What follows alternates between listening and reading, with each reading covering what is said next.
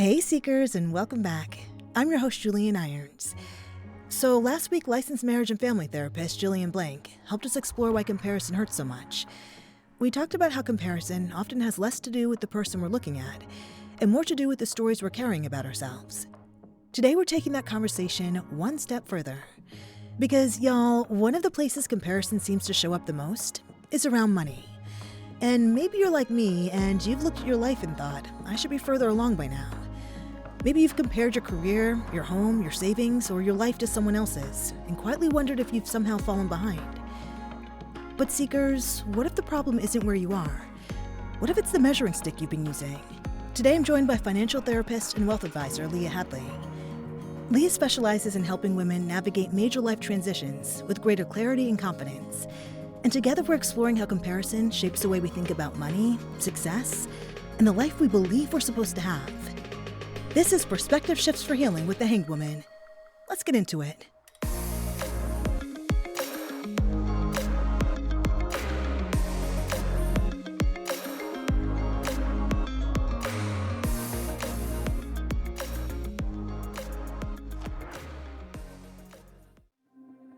So Seekers, one of the things I've realized over the last year is that building a business can start to feel like you're constantly looking outside of yourself for the answer. Should I post this? Should I change my niche? Should I sound more like this person or that brand? At Three of Cups Healing, the branding agency I've built with my sisters, we've realized that sometimes the biggest perspective shift is recognizing that the answers usually aren't out there. They're already within you. That's why we use tarot, intuitive energy healing, and strategic competitive research to help entrepreneurs uncover their authentic voice and translate it into a personalized brand guide that's rooted in who they truly are. Because when your brand finally sounds like you, everything gets a little easier. Your vision, your magic. Let's make it real. Together. Visit threeofcupshealing.com to learn more and book your free consultation. That's threeofcupshealing.com. Okay, let's get into this week's perspective shift. Leah Hadley, thank you so much for being here and welcome to the show. I'm so excited to have this conversation with you. Thank you. I've really been looking forward to it as well. Yay! So, Leah, for listeners that are meeting you for the very first time, can you just share a little bit about your work, what led you to helping women navigate major life transitions through money? Absolutely. So my work actually is inspired by many, many years ago. My parents divorced when I was 8 years old, and I was raised by a single mom. And my mom was incredibly resourceful. I was very, very fortunate. And as I got older and started to see decisions that people made, whether they could afford something or not afford something, and how they talked about money, I realized just how fortunate I was. Because even though she certainly went through a difficult time, she did it very gracefully, quite frankly. And most people don't. And so, really, was very much inspired by my mom's experience and my experience learning about money from her and being able to share that, yes, absolutely, life transitions are difficult. They can be emotionally overwhelming. But the financial piece is manageable and doable, but we just have to separate out some of those other things in order to really approach it with a clear head. And so that's what gets me excited. That's what inspires the work that I do.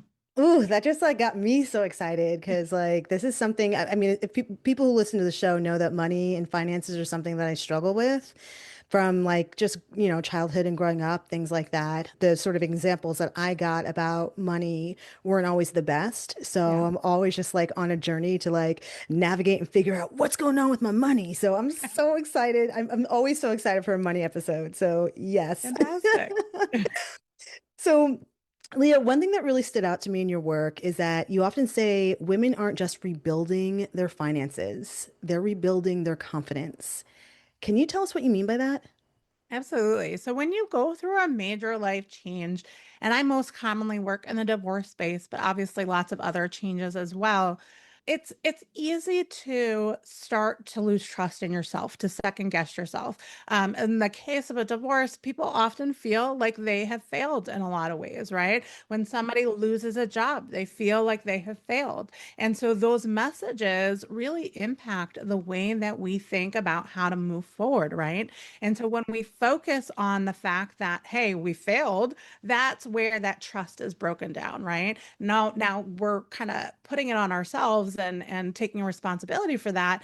And in a lot of ways, that piece is really important. It is important to own whatever part you played in that, but sometimes people are overdoing it, right? And they're really taking that to mean something about their own self-worth or their own ability to manage their money well. And the fact of the matter is, things happen, life happens, events happen. It doesn't necessarily equate to our ability or inability to manage money, right? And so when we put that on, that's a lot of weight. That's a lot of pressure to put on that, right? Fact of the matter is, money's neutral. And a lot of times people associate all this emotion and overwhelm, they put it onto money. Money's just the tool, right? And it's how we think about it and how we talk about it, how we make decisions. That's really what matters. Yeah, yeah. I know I put a lot of emotional weight on money. It's like I always feel bad because I'm always just I feel like money is the thing that I make it be like my comfort. I make it be like the thing that makes me feel safe. I make it be like, and I put all of my weight and emotions on it. Yeah. So I completely understand what you're saying. I can completely relate to people that do that because I 100% do that too. Absolutely. Yeah. Absolutely. And that confidence piece, right? A Hmm. lot of times people assume that you have to have confidence to take the action, but the reality is we have to start taking action in order to build that confidence, right? Right. And so it kind of is in reverse of what people typically think about. But when we look at how do we really set ourselves up for success going forward, it's putting one foot in front of the other. It's taking those actions that might feel a little bit uncomfortable to really start to build up that confidence. When you hear someone say, I feel so behind in life, because I've said this to myself so many times. I'm 46 years old and I often feel like I am so far behind in life. What do you think that we're actually really saying when we say that? Yeah, it's this comparison that everybody seems to be making all the time of where am I relative to everybody else? But what is so fascinating is for most people, because I see the numbers and I see that people are all over the place and you would never know based on external factors, right? I'm not looking at somebody's house or their car or what have you to determine whether somebody is quote ahead or behind, right? But a lot of times that's what people are looking at. That makes us internalize these feelings that we haven't gotten necessarily to where we want to be, whether that's by age or by stage or whatever that looks like in your own life, right? But the reality is that everybody is where they are, right? And that looks different, whether we're talking about savings or debt or investing or where you are in your career, where you are in your business, right?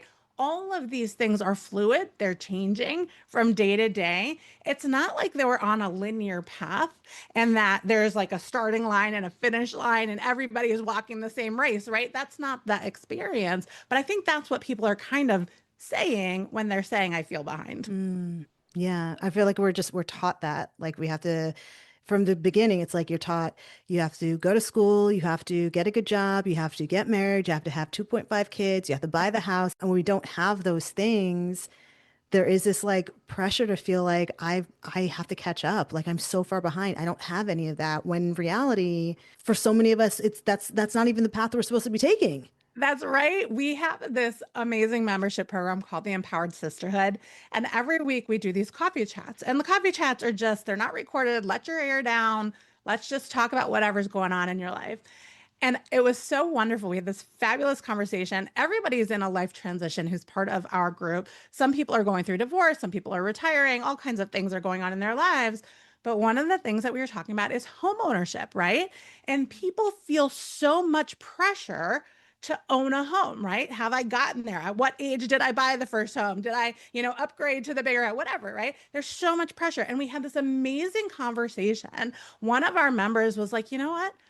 I sold my house and I rent now. And I love it so much because I don't have to deal with X, Y, and Z, right? She's talking about all the challenges of home ownership. And it's just really simplified her life in such a meaningful way.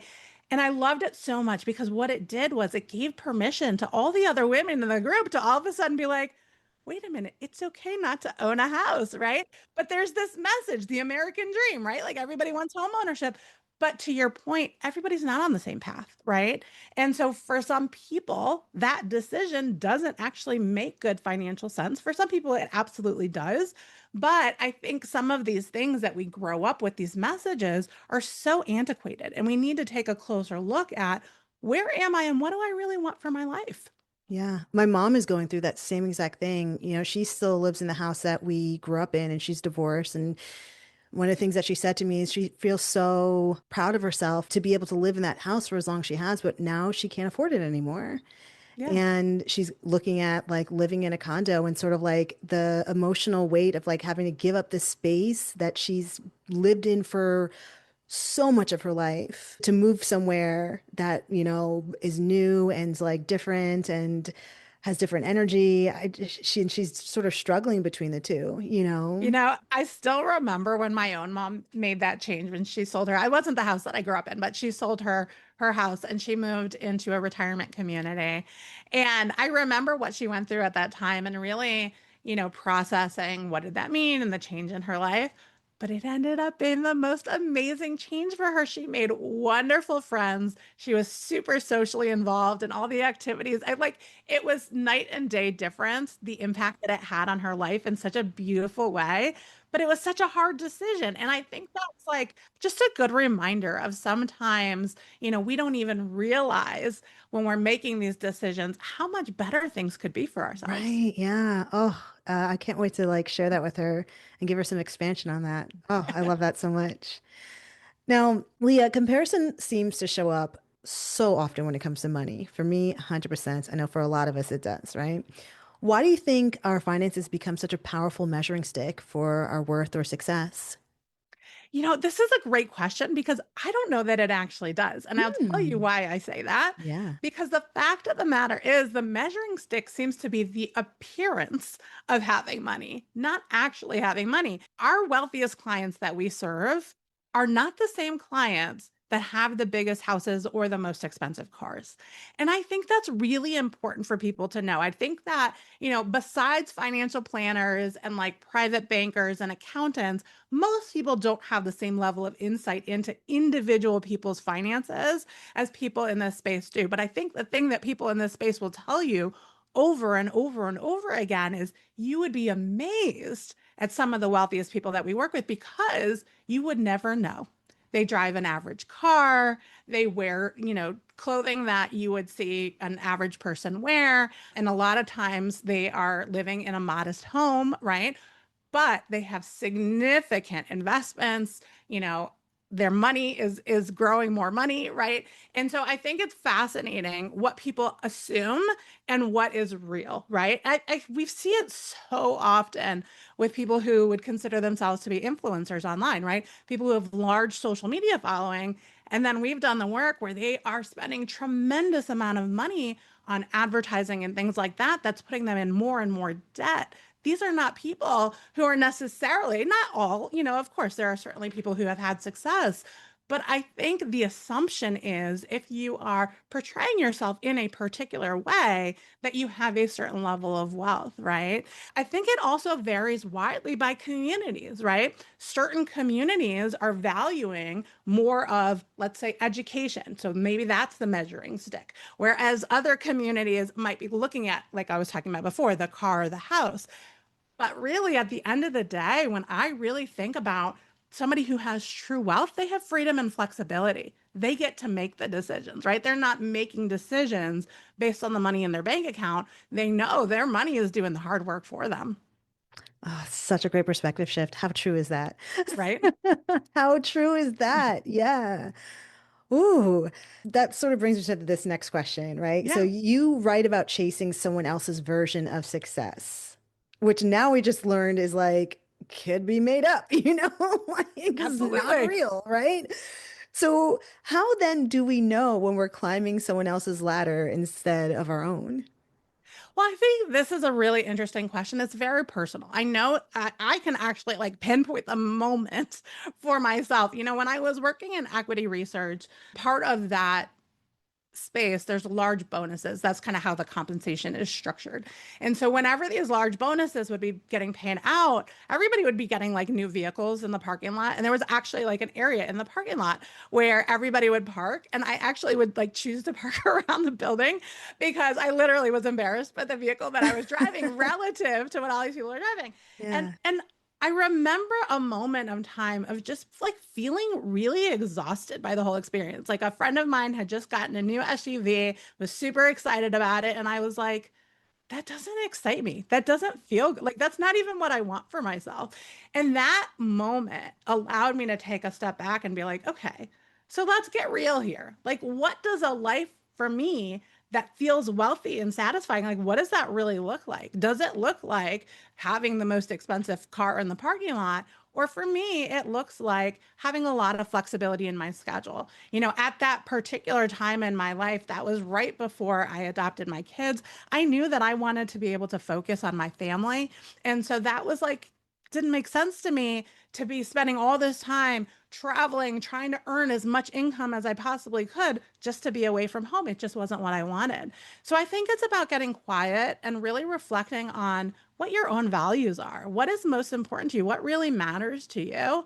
And then starting to look at, hey, does my image, does this version of success that I've been working to, does that reflect those values, right? I remember I'm very charitably inclined. I love to be generous when I can. And I was really frustrated early on in my business when my income was so low and I was struggling. And I was like, how can I make the kind of impact that I want to make in the world, not have the financial resources to be able to do it? Right. And so it could be easy to say, well, when I have X number of dollars and I can do this. But instead, I was like, well, what can I do now? Right. And so I started to get involved in a couple of organizations that were really meaningful to me, that got me excited. Right. And so then I had a different kind of energy around interacting with them, being able to give, being able to be charitable. I couldn't do it from a financial perspective at that time, right? But I could give my time and my energy, right? And so I think it's important to really get clear on what does that look like to you and how can you start to bring that into your experience now, not 5, 10, 20 years from now, not when you have, your $1 million in your retirement account, but what does that look like now? Because when we really bring that into the now, then we start to make more aligned decisions that are going to put us where we want to be in the future. So, Leah, many of the women you work with are navigating divorce, career changes, widowhood, or other major life transitions. What have those experiences taught you about the relationship between money and identity? Oh, this is such a good question. Here's the thing. When you're going through any of these changes, especially if you didn't necessarily get the opportunity to really plan for it, let's say you've lost somebody close to you, or maybe it's an unplanned divorce or, loss of a job. The fact of the matter is the emotion associated with what's going on, it just clouds our judgment. It makes it very hard to think, right? It can be really overwhelming for us to be able to navigate these things. And it can also be incredibly triggering. Anything that has ever, come up in your life related to money, and now this new responsibility of being, responsible for it on your own, or a major change that has impacted the way you manage money going forward. It can be very triggering. It can bring up all of those insecurities that maybe you had felt in the past. Anybody has ever told you you're not good with money, those messages will start to come up again. It's all of this stuff that really clouds our mind. Fact of the matter is, we cannot make good financial decisions from a cloudy space. And so it is imperative, in order to be able to really look at the numbers and think them through with clarity, that we separate out some of this other stuff that's going on. But the only way we're going to do that is to really be mindful and acknowledge, hey, this is what's happening. This is what's coming up for me, right? These are the things that I'm dealing with. These are the things that I'm afraid of. I had a client, this was years ago, where I had supported her through the divorce process. She had been a stay-at-home mom. And she had to return to the workforce after her divorce because she needed the income at that point. But she was in her 50s and she had been a stay-at-home mom. So going back into the workforce alone felt incredibly intimidating. But she also had all of these things that were coming up from her, whether it was through the divorce or re-entering the workforce and all of this. And one of the stories that she shared with me was a story about when she used to babysit as a teenager. And when she babysat as a teenager in her neighborhood, she babysat for like a year. And then she was talking to her mom. She said, I really like to ask for more money. And her mom said to her, you get what you get, and you're grateful for it. Not, yes, please, like, let's negotiate. Yeah, you have more experience. Yes, you've been doing a great job and you've proven yourself to this family. No, it was, you get what you get. So here she is 40 plus years later, returning to the workforce.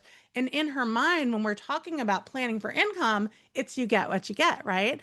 These are the kinds of stories, though, that come up for people. That's completely normal. But what it does is it does limit our ability to earn. And so when we start to really unpack some of these things, we can be practical and say, hey, actually, what value am I providing to this employer? How can I maximize my income? How can we talk about these things differently to start looking at them differently? So that way we're really positioned well to take care of ourselves going forward. Okay, Seekers, I think this is a really great place to take a break. We'll be right back with the episode. Grief doesn't move in a straight line, and it doesn't come with a clear path forward either. Seekers, if you've experienced loss, whether it's a loved one, a pet, miscarriage, or another life transition, Healing After Loss was created to support you through it in a real and grounded way. Led by trauma-informed intuitive energy healer Julienne Irons, this self-paced course gives you space to process your emotions, understand what you're moving through, and find your own path forward with tools, reflection, and optional life support along the way. And because you're listening to The Hanged Woman, you can receive 10% off with code TheHangedWoman. Remember joy again, and learn more at threeofcupshealing.com/HAL course. That's threeofcupshealing.com/HAL course. And the code for 10% off is The Hanged Woman.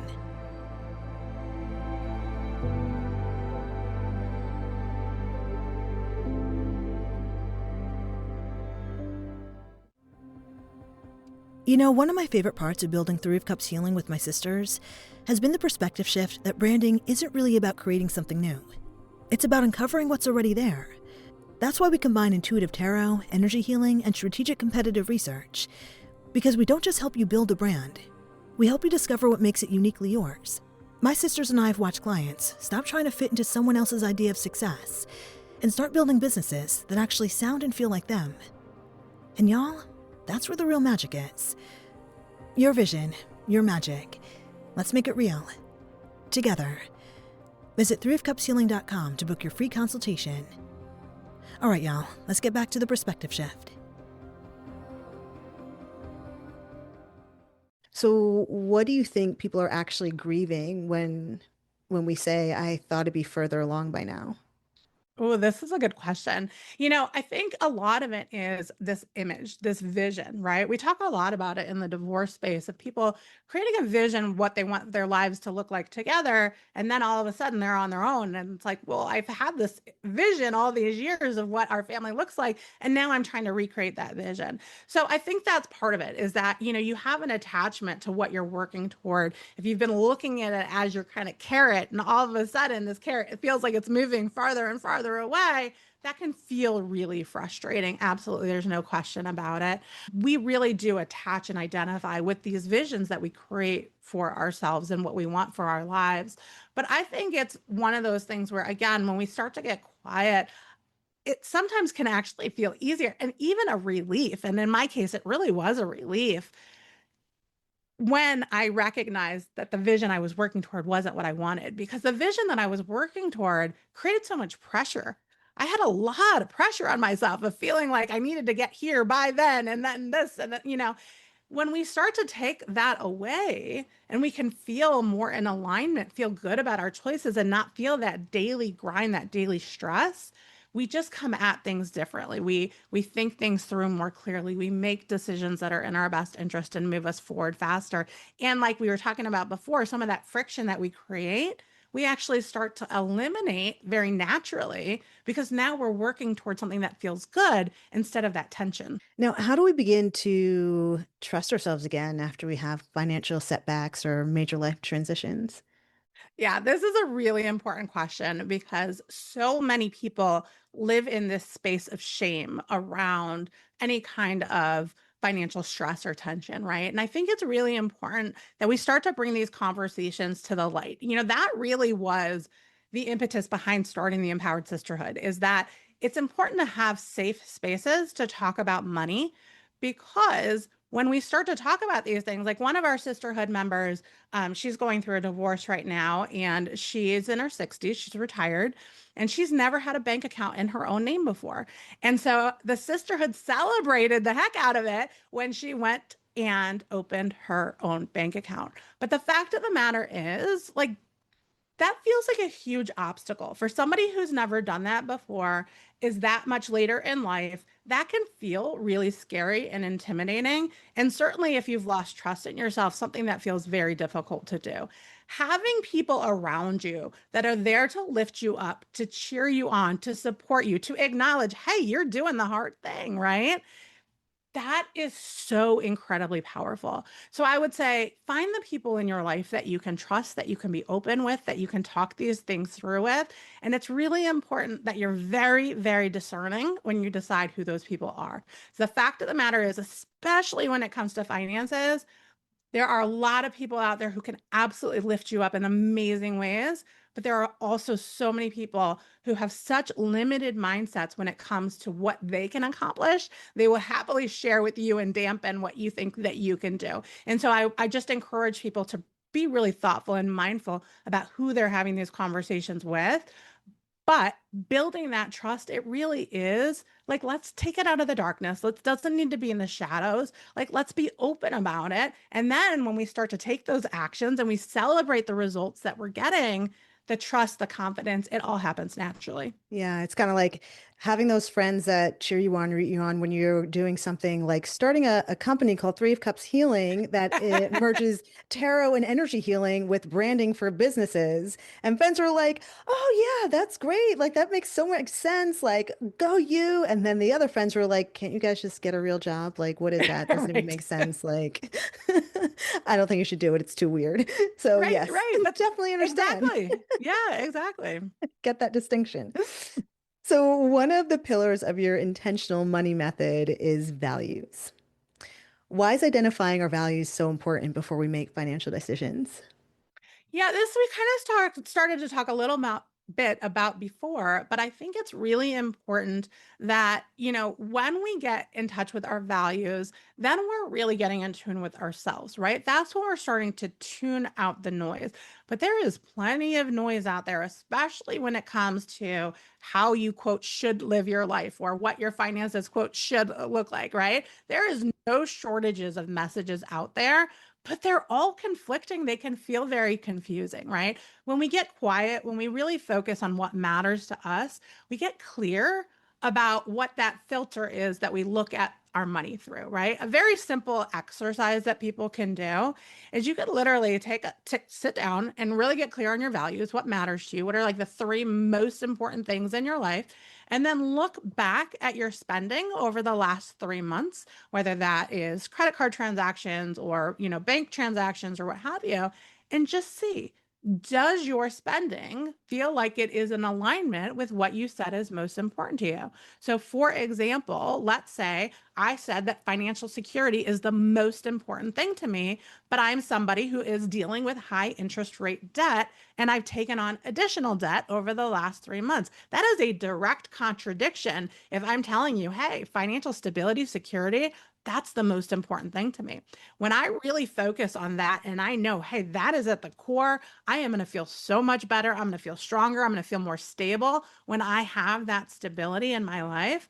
Well, then I'm going to be reducing my spending. I'm going to be eliminating that high interest rate debt. And I'm going to be very focused on building up my emergency savings in order to have that strength and stability in my financial picture, right? Whereas maybe I'm saying, you know what, at this stage in my life, I really want to invest in my education. I just feel like I can get further ahead if that's something that I prioritize. My spending is going to look very different. Now, for someone who constantly compares themselves to where everyone else is and where everyone else seems to be, what is one practical way that we can begin making decisions from our own values instead? get the social media apps off your phone. Oh, okay. I think Yeah. it's really important for people to recognize their own triggers, right? Yeah. And so if you are a person who, when you are scrolling on social media and you're looking at the various ads that are being served to you, or you're looking at people's posts or what have you, and you're noticing that that's triggering me to want to do something that might not be in alignment with my values, that tells me that I need less exposure to that because that's very distracting from what really matters in my life, right? And so I think it's really important. For some people, they sign up for lots of promotional emails or text messages or things like that. Get them off your phone, right? It really pay attention. If there are people in your life, like we were talking about before, people who lift you up, make you feel better about the decisions that you're making versus people who really drain you. If you notice there are people who are draining you on a consistent basis, Get them out of your life. yeah, exactly. They may not have an ongoing place in your life. And Yeah. that's a decision that you get to make for yourself, right? We get to be in the driver's seat. Can you share a story that is about someone who stopped chasing someone else's version of success and found something that felt more authentic to them? Oh my gosh, I have so many great examples of this. I'll just use, actually, this is a really simple example that I just literally wrote a LinkedIn article about this, so I'll share it. I was working on it earlier today. I've been working with this couple for many, many years. And when I first started working with this couple, the husband was really, really stressed in his job. And his top priority, absolutely top priority was, I need to get out of this job as soon as possible. I need to retire as soon as possible. I need to maximize my income. I need to minimize my spending, and I need to be able to retire ASAP. Like he just was in a very stressful situation. And blessing or a curse, I don't know, he got laid off from that role maybe 18 months ago, something like that, and was able to find a very similar role, fortunately, at a different company, different environment, different management, different expectation in terms of kind of work-life balance. All of a sudden, the priorities have completely shifted. Now, this couple has two kids that are still, I want to say they're like 10 and 12 or something. And now they've decided to kind of update their financial plan and build in more travel time. They want to have more quality time together as a family. And this is literally just a shift. And it wasn't even a shift that he actually proactively chose, right? But it was a difference in the environment and how he earned. Now he earns in such a way that it's sustainable for a much longer period of time. And they want to enjoy and have a higher quality of life now and not wait for some time in the future. It's really, really beautiful to witness the change in their family dynamics for sure. My sister Janine, she actually got pushed out of corporate America. She used to work for a major TV network, and she always talked about how like that company just did not align with her values at all. And when she got pushed out, it was very scary, Sure. but it ended up being so beautiful because we were able to start Three of Cups, and now we have this like thriving Right. business. And so much of that is because she got pushed out of a company that did not align with her values. And from that, she's able to create a company that actually does align with her values. And it's just been a really beautiful experience seeing her thrive in that way. I always encourage people first to get very clear on their current situation. That's the first pillar in the intentional money method, is just to get clear, where are you right now? A lot of times this concept of behind doesn't really fit, to be honest with you, because behind what? And a lot of times people kind of have this image of what that looks like. But when you really start to unpack it, when you talk it through, a lot of times they don't necessarily know. They just don't feel like they've gotten as far as they should. It's kind of like the idea of what people communicate. We actually map out from a financial planning perspective, we're mapping out, hey, if your goal is to retire at age 60, and this is the lifestyle that you want to be able to support at that time, and this is the legacy that you want to leave at the time of your passing, then this is the plan and how to get there, right? And for some people, that might be really meaningful. For some people, legacy is everything, right? That is absolutely the priority. How can we make sure that we are maximizing our legacy? For other people, they want to die with zero. They want to make sure that they have spent every penny, that they have lived life to the fullest, and they may not have people that they want to leave money to, right? And that's fine. Either is fine, right? And so I think that's what it's about. It's about taking the time, what matters to you, getting clear on where you are right now, and then planning through that lens, right? And so if I'm saying, you know what, I really want to be able to have more time with my family now, maybe that means that I actually am consciously making a decision not to make as much income now. That's okay. That's great because it comes from a place of intentionality. You've made the decision. You understand the pros and the cons. You know how it impacts you. And you have decided, hey, this is my priority in this season of my life. Doesn't mean it's always going to be, right? But I think that's a really powerful place to come from. How empowering is that? Oh, I love that so much. Now, what is one perspective shift you hope every listener walks away with after this conversation? I hope that people really truly start to get clear for themselves on what's important to them and start to recognize the noise that's in their life and where they can start to quiet the noise, where they're hearing the messages, whether it's on social media or it's something that you're watching on TV or podcasts that you might be listening, whatever the messaging is that you're internalizing that is not moving you forward, right? That's not like, let's start to clear that away and get really crystal clear on inviting in the things that lift you up, that make you feel more aligned. Now, you talked about your program, Sisterhood. Can you tell us a little bit about that? Because I feel like that's something our listeners would love to know about. It sounds really empowering. Absolutely. So the Empowered Sisterhood is our membership program. It is for women who are going through life transitions, who want to build their financial confidence. And the way we build financial confidence in the Sisterhood is a three-prong approach. We have our weekly coffee chats where it's just open conversation. Come as you are, let down your hair. It's not recorded. Anything under the sun goes. We have all kinds of conversations. Everything comes up. We do once a month financial coaching office hours. That's where I'm digging deep on financial topics that people need support on. And then we do a monthly masterclass. That's really your true increasing your financial literacy, improving your financial education. We have a whole vault of resources online. So whenever somebody is going through something in our sisterhood, it's really nice. Like one of our members just lost her mom last week. And so now she has all these resources in our vault that are, what do you do when you lose a loved one? What are the decisions that need to be made? What are the things that you might forget about? So they have a wealth of resources, but then obviously they have professionals as well that they can always lean on if they have questions. Oh, that sounds like such an amazing program to be a part of. What's amazing about it, honestly, and I'm going to toot my own horn, but it's not mine, to be honest. The way the women support each other, the way they lift each other up, the way they recognize when to celebrate, when to acknowledge when somebody's doing the hard thing. I feel like it is just such a blessing to be in that space and just to be witness to it. It's amazing. Leah, this has been such an empowering conversation. I am so grateful that you were able to sit down and talk to me. I feel liberated after this conversation. I feel a bit freer. I love that. Yeah. Oh, that makes my heart happy. That's amazing. Yeah, I feel a bit freer, something loosened. So I really appreciate you. Leah, where can people find you if you'd like to be found? Absolutely. If you are on Substack, come find me. My publication is Intentional Money and so much great content on there. We also have our YouTube channel where we do Intentional Money Moves live every Monday at 1:30 Eastern time. So join me there as well. Well, Leah, do you feel complete? I do. Thank you so much. Thank you so much. Okay, y'all. So one of my biggest takeaways is that maybe feeling behind isn't really about money at all. Maybe it's about measuring our lives against a version of success we never consciously chose. And when we finally get quiet enough to ask ourselves what we actually value, comparison starts to lose some of its power. Y'all, next week, we're shifting from the stories we tell ourselves to what's happening inside our brains.